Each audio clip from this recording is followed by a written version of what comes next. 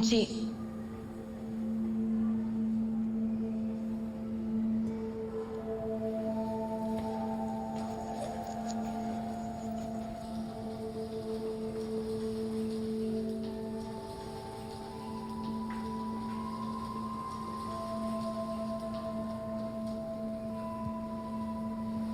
ano naman bang ginagawa mo rito?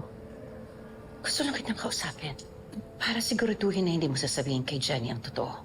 Sinabi ko na nga, di ba? Wala ka ba talagang tiwala sa akin? Alam mong wala na. Tahimik na kami ng anak ko. Wala na kaming hahabulin pa sa inyo. Mapapera, pangalan, o pagkilala man yan.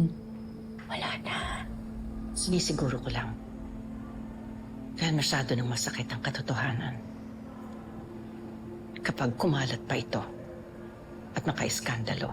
Magkaiba man tayo, pareho pa rin tayo ng pinaglalaban. Ang mga anak natin. Sa amin ni Perry, walang magsasabi ng katotohanan. Rendahan mo si Amelia.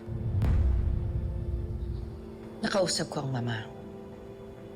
Wala daw siyang sasabihin kay Jenny. Anong hindi dapat sabihin ni Ma'am Amelia?